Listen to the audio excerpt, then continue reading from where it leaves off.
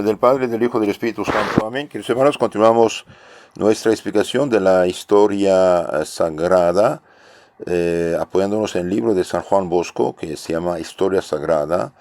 Don Bosco escribió un libro, hizo un resumen más bien de toda la Biblia, Historia Sagrada. Hoy vemos la cuarta parte, capítulo cuarto, los hebreos bajo los jueces. Después veremos Débora y Sísara, Gedeón, sus victorias, su muerte, Abimelech y sacrificio de Jefte. Entonces, después de la muerte de Moisés, el líder fue Josué, que los hizo entrar en la tierra prometida, dividió la tierra entre las 12 tribus, y después de su muerte van a tener jueces, va a tener personas que van a dirigir el pueblo en sus necesidades.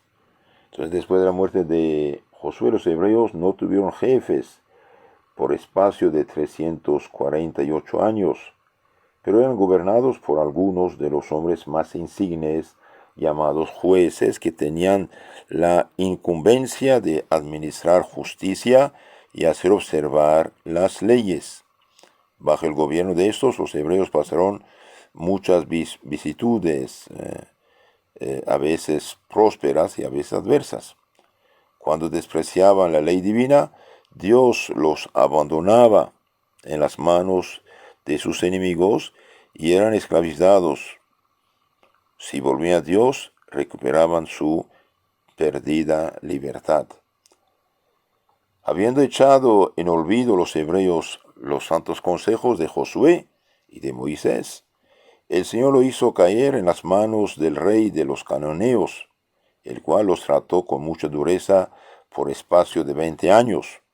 Pero Dios, como viera a su pueblo humillado y arrepentido, quiso libertarlo por medio de una mujer llamada Débora. Débora, guiada por el espíritu de profecía, se presentó a un ilustre general llamado Barak, y le dijo que Dios la había elegido a él para librar a su pueblo. Barak creyó en la palabra de Dios, y reunidos con toda presteza 10,000 combatientes, marchó contra Sísara, jefe de las tropas cananeas. La acción tuvo lugar a los pies del monte Tabor. Dios, en cuyas manos están los destinos de los hombres, infundió tal espanto entre los cananeos que en corto tiempo fueron derrotados y dispersados. Entonces aquí vemos que Dios ilumina a la mujer Débora. Ella se presenta al general Barak, y Barak junta a unos 10,000 hombres, se ataca a los cananeos, y Dios interviene echando un espanto entre los cananeos, y los hebreos ganan. Sísara el rey cananeo, trató de salvarse huyendo, y fue a esconderse en la tierra de una mujer hebrea llamada Jaele. Después de haber tomado algún alimento, creyéndose en lugar seguro, se durmió.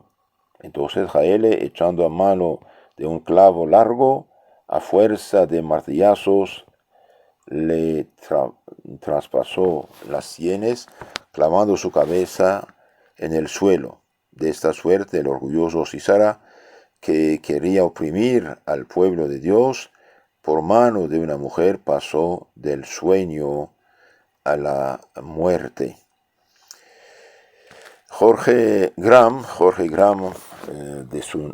de su verdadero nombre, el padre David Ramírez, escribió un libro sobre la persecución religiosa en México, que se llama Jael precisamente. Jael, el nombre de la novela, para explicar cómo los anticatólicos oprimían al pueblo, y finalmente cómo una mujer va también a hacer cosas maravillosas en favor de su pueblo. Es una novela bastante interesante, y del mismo autor hay también el libro que se llama La Guerra Sintética, y otro se llama Héctor. Son libros muy interesantes de novela, que exprimen muchas cosas, ideas sanas acerca de la persecución religiosa en México y cómo libertarse de estos tiranos. Entonces aquí Débora va a salvar a su pueblo por el espíritu de profecía que va a anunciar al general Barak, que lleva al combate 10.000 hombres y va a vencer a los cananeos. Otro juez, Gedeón. Vueltos los hijos de Israel a la infidelidad, unos es ingratos, olvidan los beneficios de Dios. Vueltos los hijos de Israel a la infidelidad, el Señor los hizo caer en las manos de los madianitas, los cuales los trataron cruelmente y muchas veces los dejaron hasta sin el necesario sustento. Pero como se humillaron, se arrepintieron, Dios se compadeció de ellos y envió un ángel a Gedeón de la tribu de Manasés para manifestarle que lo había escogido a él para librar a su pueblo. Gedeón estaba entonces en la era separando el trigo y no pudiendo imaginarse que Dios lo quisiese escoger a él para tan ardua empresa, rogó al ángel que confirmara sus palabras con algún prodigio, con algún milagro. Dicho esto, fue a preparar un cabrito con pan ácimo para ofrecer a Dios un sacrificio. El ángel le mandó que pusiera la carne cocida sobre la piedra y que derramase sobre ella el caldo. Hecho esto, el ángel extendió la vara que llevaba en la mano y tocó la carne, la cual al instante fue consumida por un fuego prodigioso. Luego el ángel desapareció. Gedeón quedó tan aterrorizado que se creía que iba a morir.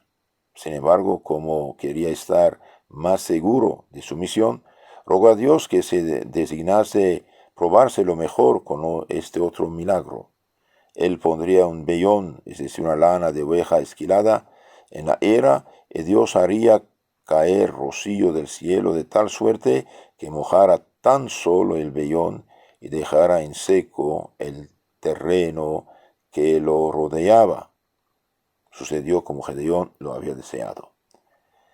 Pero volvió a rogar al Señor que hiciese otro milagro contrario al anterior. Es decir, que el rocío mojase toda la tierra cercana y dejase en seco el vellón. Cerciorado Gedeón de que lo mandaba Dios, ya no pensó más que en las órdenes divinas.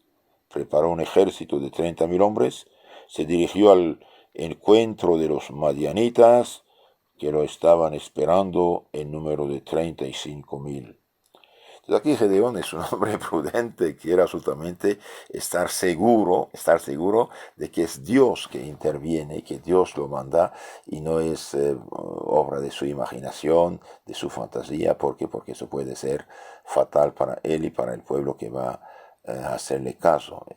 Todo fundador de secta debería tener miedo y temblor, porque de Dios no se burla. Dios fundó una iglesia, y su iglesia es una santa católica, y los que pretenden ser profetas enviados de Dios, bien, corren a su perdición y la perdición de sus víctimas. Continuamos con Gedeón. Queriendo Dios que se atribuyera la victoria a su potencia y no la fuerza de los soldados, ordenó a Gedeón que despediese a todos los que quisieran volver atrás por miedo. No quedaron sino 10.000. Este número pareció a Dios demasiado crecido todavía. Por eso dijo a Gedeón que llevara a sus soldados un arroyuelo y que se quedase solamente con aquellos que bebiesen el agua con el hueco de la mano y que despediese a los que para mayor comodidad se hincaran para beber. Fueron aquellos 300. Con estos le dijo el Señor, vencerás a los madianitas. Entonces en lugar de 30.000, bien va con 300. Gedeón dividió a su gente en 3 grupos, dio a cada soldado una trompeta, un cántaro vacío que llevaba dentro una luz encendida, y les previno que hicieran lo que le viera hacer a él. Llegada la medianoche, Gedeón toca la trompeta, rompe el cántaro y aparece el hacha que tenía dentro encendida. Todos siguen su ejemplo, hacen sonar las trompetas, quiebran los cántaros y firmes en sus puestos levantan a una este grito: la espada del Señor es la espada de Gedeón. Al ruido tan formidable y a tan súbita aparición de las luces, los madianitas que se hallaban durmiendo se despertaron y creyendo ser atacados por un formidable ejército, se desordenan, se echan a huir desbandados, y en la oscuridad de la noche, no conociéndose los unos a los otros, se hieren entre sí. Entonces Gedeón con los suyos cae sobre el enemigo, mata a los que haya al paso y persigue a los fugitivos. Todos los madianitas fueron pasados a filo de espada. Qué poderoso es el hombre cuando cumple con la voluntad de Dios, dice Don Bosco como conclusión de este hecho. Ahora veamos la muerte de Gedeón. Después de esa memorable jornada, el pueblo quería hacer rey a Gedeón, pero él rehusó, diciendo que sobre Israel reinaba el Señor y que todos debían obedecerle. Gobernó después felizmente 9 años a los israelitas y murió en la paz del Señor, muy entrado en años, dejando muchos hijos. Entre ellos se cuenta el feroz Abimelech, autor de muchas crueldades, pues hizo degollar sobre una piedra a todos sus hermanos, excepto el más joven, que felizmente huyó. Habiendo conseguido hacerse proclamar rey, tiranizó al pueblo 3 años, pero Dios le quitó la vida de la manera más humillante, pues dispuso que le diera muerte a una mujer con una piedra que le arrojó desde el alto de una torre. Otro juez es Jefte. Después de la muerte de Abimelech, el mando de los judíos pasó a Tola y enseguida a Jair, al cual sucedió Jefte. El gobierno de este se señaló por una guerra que sostuvo contra los amonitas, hallándose acompañado en frente de sus enemigos,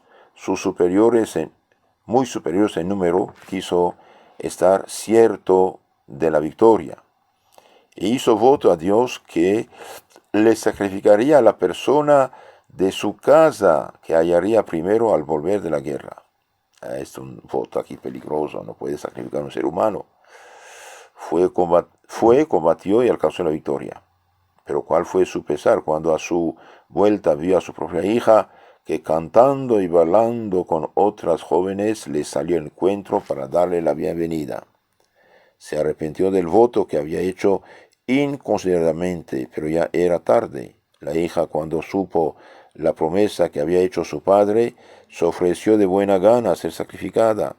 Solo pidió que se le permitiese pasar 2 meses con sus compañeras en las montañas para llorar su muerte prematura. Pasado ese tiempo volvió a su casa y su padre cumplió el voto. Este hecho nos debe enseñar a no hacer votos, sino después de haber pedido consejo a personas juiciosas, como también a no hacer promesas de cosas inciertas y que no se pueden cumplir sin pecado, como fue cabalmente el caso de Jefte. Hasta aquí el texto de Don Bosco. Ahora veamos un poco el aspecto moral de esta historia de los jueces. Veamos cómo Dios entregaba al pueblo a los enemigos por sus pecados. Es una reflexión importante hoy también para nosotros. Veamos la justicia, longanimidad y misericordia de Dios. Si los gentiles, paganos, cananeos, hubiesen tenido buena voluntad, bien podían haber conocido al verdadero Dios por los milagros que se verificaban ante sus ojos. Mas habiéndose obstinado en su impiedad y disolución, el castigo de Dios vino sobre ellos y fueron exterminados por los israelitas. En estos también manifestó Dios su justicia, permitiendo que fuesen vencidos y oprimidos por los paganos, sus vecinos, en castigo de su infidelidad. No era, sin embargo, menos grande su misericordia para con ellos, pues siempre que se convertían y confesaban sus pecados, los perdonaba y los libraba de su opresión. Y aun cuando después volvían a apostatar, no por eso permitía su ruina, sino que los soportaba con paciencia increíble y los visitaba con tribulaciones hasta que se convertían a él. Verdaderamente que el Señor es longánime y de grande misericordia, dice el Salmo 85:15. Otra idea muy interesante. ¿Por qué sufre Dios a los malos? ¿Había el Señor dejado restos de paganos en Canaán para probar a su pueblo escogido?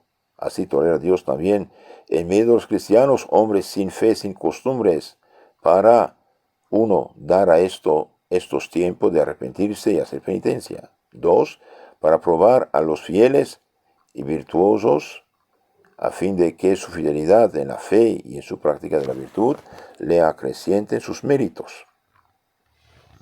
Siendo el hombre propenso al mal, debe evitar todo lo posible el trato con hombres perversos. Las malas compañías corrompen las buenas costumbres, dice el proverbio, porque la mala compañía lleva al pecado, y el pecado hace al hombre desgraciado. El que abandona a Dios es a su vez abandonado por Dios. El pecado hace desdichados a los pueblos, Proverbios 14:34. El pecado hace desdichados a los pueblos, también a los particulares los hace miserables. Muchas tribulaciones vienen sobre el pecador, Salmo 31:10. Piensa pues, qué azote tan terrible y qué plaga tan grande es la mala conciencia.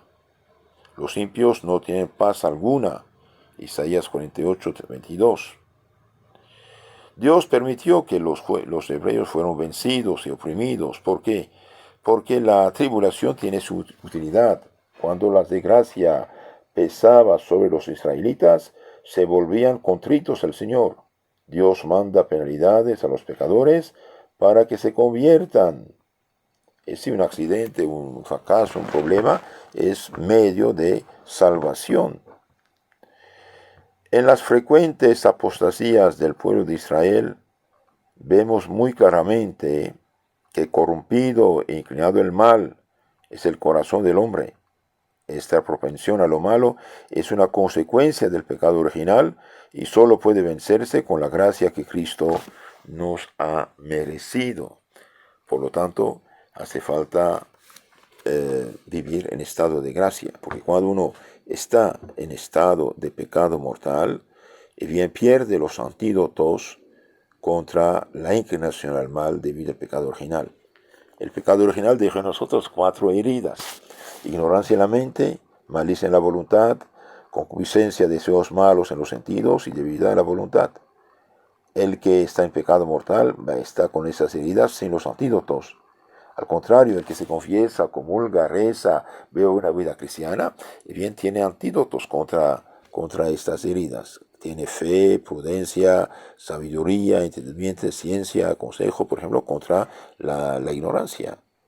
Contra la malicia tiene la caridad de la justicia. Contra la concupiscencia, malos deseos, tiene la fortaleza y templanza.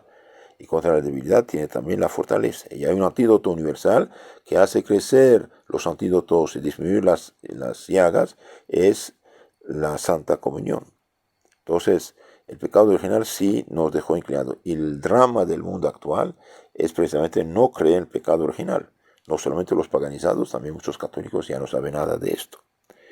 Vemos también que Dios gobierna el mundo, gobierna las naciones, y Dios es el que tiene la última palabra finalmente. El Señor entregó a los israelitas al poder de los madianitas, quienes sin su permiso no hubiesen podido vencerlos. Y cuando aquellos en su desgracia se convirtieron a Dios e imploraron su auxilio, por medio de Gedeón los libró de los enemigos que los oprimían y les proporcionó una larga paz. Entonces, la condición de la protección de Dios es el arrepentimiento y regresar a Dios. Mas para que Israel conociese claramente que a solo Dios debía agradecer la victoria, dijo el Señor: si salen a pelear 30 no vencerán, pero si solamente 30,000 no vencerán, pero si solamente 30 atacan al enemigo, les daré la victoria.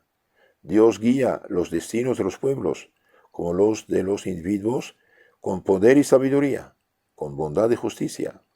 Él es también Señor de la naturaleza y dirige las fuerzas de ésta conforme a su voluntad omnipotente, como nos lo prueba el doble milagro del rocío que pidió Gedeón. Y también la oración ayuda mucho. Cuando los israelitas no estaban ya seguros ni de su vida ni de sus haciendas, y arrojados de sus casas, de sus granjas, tenían que esconderse en las cavernas. Acudieron entonces el Señor, llorosos, implorando su auxilio. Y Dios escuchó su fervorosa plegaria y suscitó a Gedeón para que salvase al pueblo. Entonces, la oración asidua del justo mucho poder tiene. Gedeón era humilde de corazón. Se llamó a sí mismo el último entre los más ínfimos, y no se fió en su propia fuerza y prudencia, sino en el auxilio de Dios.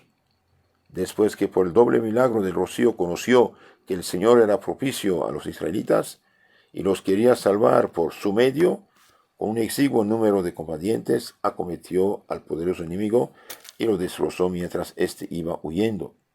Dios ensalza a los humildes. El que se ensalza a sí mismo será humillado, y el que se humilla será ensalzado, dijo Cristo. Gedeón se tenía a sí mismo por flaco y despreciable, pero llevó a cabo cosas grandes, porque Dios estaba con él. A lo débil del mundo lo ha escogido Dios para avergonzar a lo fuerte, a fin de que ningún hombre se gloríe delante del Señor. 1 Corintios 1:27. También hace falta, además de la oración, humildad, tener confianza en Dios. Gedeón, con sus 300 soldados, tuvo confianza. Bien podían estos haberse desglosado al decir, ¿cómo vamos a vencer miles y miles de enemigos? Pero tenía confianza en Dios. Más confiaron en el auxilio de Dios, siguieron el ejemplo de su valiente caudillo y así alcanzaron señalada victoria sobre un enemigo tan formidable por su número. También nosotros, en el combate contra los muchos enemigos de nuestra salvación, no debemos perder ánimo, sino fiarnos en Dios y decir con el apóstol, yo lo puedo todo en aquel en Dios que me conforta. Filipenses 4:13. Gedeón es también figura de Cristo, décima figura de Cristo. Gedeón, como salvador de su pueblo, es figura de Cristo, salvador de todo el mundo. Como Gedeón, así también Cristo pasó los años de juventud humilde y oculto. Gedeón venció numerosos enemigos con pocos combatientes. Así Cristo venció a los innumerables enemigos de Dios, los gentiles, con unos pocos apóstoles y discípulos, cuyas únicas armas eran la trompeta, la predicación del Evangelio y las antorchas de las virtudes, luz de las buenas obras. Entonces, nuestra trompeta es la palabra de Dios predicada, enseñada, y las virtudes. Aunque por el santo bautismo, apliquemos esto nosotros ahora, aunque por el santo bautismo se nos perdone el pecado original, Dios nos adopta por hijos suyos, en nuestro corazón quedan como aposentados diversos enemigos, a saber, las inclinaciones, pasiones pecaminosas. Contra ellas debemos combatir sin tregua, negándonos resueltamente a nosotros mismos, pues de otro modo nos vencerán y vendremos a ser esclavos del pecado. Para esta santa lucha se nos confiere la gracia necesaria por medio del sacramento de la confirmación. Tenemos que tener el sacramento de la confirmación para poder vencer a nuestra naturaleza corrompida. Digamos también unas palabras acerca del matrimonio mixto. De un modo especial, la Sagrada Escritura echa en cara a los israelitas el haber contraído matrimonios con los infieles y como consecuencia haber llegado a ser indiferentes en la fe y hasta infieles y apóstatas. Los matrimonios mixtos, digamos de católicos con no católicos, los matrimonios mixtos son siempre peligrosos para la fe, porque conducen fácilmente a la indiferencia religiosa o a la apostasía de la fe, razón por la cual los matrimonios entre cristianos y no cristianos o gentiles están prohibidos en absoluto y hasta son nulos. También los matrimonios entre católicos y no católicos ofrecen muchos peligros, están por lo tanto prohibidos y solo con dispensa pueden celebrarse cuando se asegura no haber peligro de caer en la apostasía y que se educara católicamente a los hijos. Un matrimonio mixto, se ha dicho con razón, empieza por un divorcio espiritual, porque desde un principio los cónyuges están ya espiritualmente separados en lo más importante, es decir, en la religión. Entonces, no es correcto que un católico o una católica se case con una persona que no es católica. Pero más tarde voy a convertirla, no creo. Es muy difícil. Si antes no, después mucho menos. Entonces Dios en este tiempo de los jueces mandó estas personas para libertar a Israel de los peligros. Y finalmente nos queda una explicación más a dar. El vellocino de Gedeón lleno de rocío es, según los santos padres de la iglesia, figura de la encarnación del Hijo de Dios. Como el rocío cayó milagrosamente sobre este vellecino blanco en el que no había carne, así el Hijo de Dios, por virtud de obra del Espíritu Santo, tomó milagrosamente la naturaleza humana de María, purísima Virgen. Por eso se dice también en el Salmo 71:6, el Dios descenderá como el rocío sobre el vellón de lana. Lloved cielos como rocío al justo, dice en tiempo de Adviento. El vellón sin rocío es símbolo de la Inmaculada Concepción de María también. Como este vellón permaneció enjuto mientras que todo el alrededor estaba empapado de rocío, así sola María quedó exenta de la mancha del pecado original que contrajeron todos los hombres. Y esta mancha se borra en el santo bautismo. Nosotros también, queridos hermanos, debemos ser combatientes de Cristo. Por eso la Santa Confirmación nos da la gracia y plenitud de los dones del Espíritu Santo para luchar como buenos combatientes de Cristo. Así es que debemos pelear con valor y constancia contra los enemigos de nuestra salvación. Debemos ejercitarnos a dominar nosotros mismos e implorar humildemente la asistencia de Dios, que así uno vencerá. Sin mí nada podéis hacer, dijo Cristo nuestro Señor. Entonces, en resumen, dije, los hebreos cada vez que fallaban a Dios, faltaban a Dios, permitía que sus enemigos los dominaran. Y cada vez que se convertían, se arrepentían, había perdón de Dios, ayuda de Dios. Si quieren conocer mejor su fe católica, suscríbanse a nuestro canal Catecismo Católico Tradicional, donde toda la fe de la Iglesia está explicada. Y tengan la caridad de reenviar estos audios a sus contactos.